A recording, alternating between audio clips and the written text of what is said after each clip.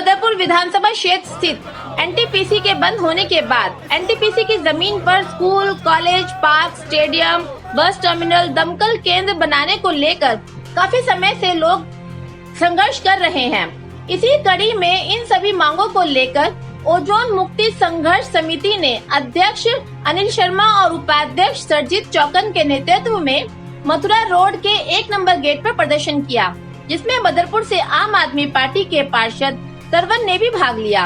इस दौरान ओजोन मुक्ति संघर्ष समिति के पदाधिकारियों ने भाजपा के जन प्रतिनिधियों के खिलाफ जमकर नारेबाजी की तथा चुनावी वादों को पूरा करने को कहा। हमारी मांगे पूरी करो, हमारी मांगे पूरी करो, हमारी मांगे पूरी करो। देखिए जी, ये हमारे जो क्षेत्र के जनप्रतिनिधि हैं, इन्होंने पूरा वादा किया था जी चुनाव में कि एनटीपीसी बंद होगी, उस जमीन को पब्लिक हित में ले लेंगे जी।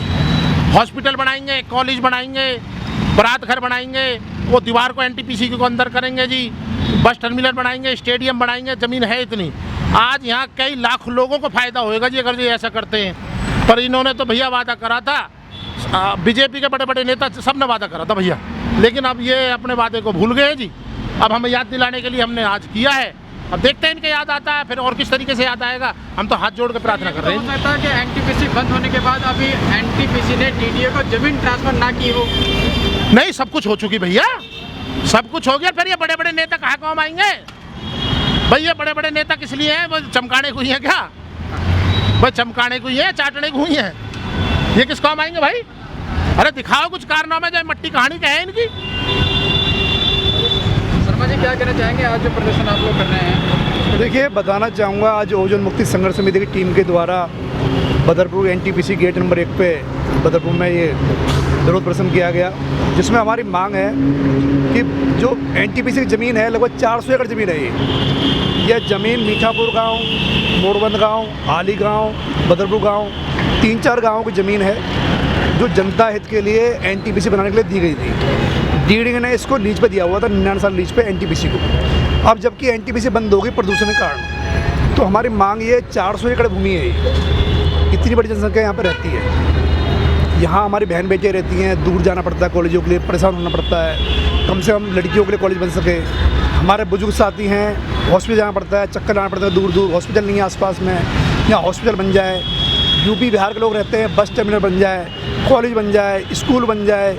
अगर सरकार चाहे 400 एकड़ ज़मीन में अगर 10-10 एकड़ का भी एक आइटम बनाएगी तो 40 चीज़ें बनाई जा सकती है। तो हमारा अपील है, प्रार्थना है माननीय सांसद महोदय जी से, माननीय विधायक महोदय जी से, जो जनता के लिए आपने चुनावी वादे किए हैं उनको पूरा कीजिए, और जनता जो परेशान है उसके लाभ के लिए इन चीज़ों को बनाया जाए। बदरपुर के साथ साथ ही तुगलकाबाद, कालकाजी, संगम विहार, ओखला, लगभग 4-5 विधानसभा के लोगों को लाभ मिलेगा इस ज़मीन से, क्योंकि मेन रोड पर ज़मीन है ये। इसके साथ साथ हमारा आग्रह है, जो जैतपुर मोड़ से मोड़ तक जाम लगता है, वहाँ भी एनटीपीसी की दीवार लगी हुई है, उस दीवारों को पीछे हटा करके और 100 फुट का रोड वहाँ बन जाए तो लोगों को लाभ मिल जाएगा। बदरपुर विधानसभा की जनता जिस जमीन से बदरपुर विधानसभा की जनता का, यहाँ के बच्चों का जो आने वाला भविष्य है, उनका विकास हो सकता है। तो विधायक साहब इस विकास के बारे में सोचते क्यों नहीं है? उन्होंने अपने नाम के आगे धर रखा है विकासपुर रामवीर सिंह विधूड़ी जी। मैं आपसे पूछना चाहता हूँ, रामवीर सिंह विधूड़ी जी,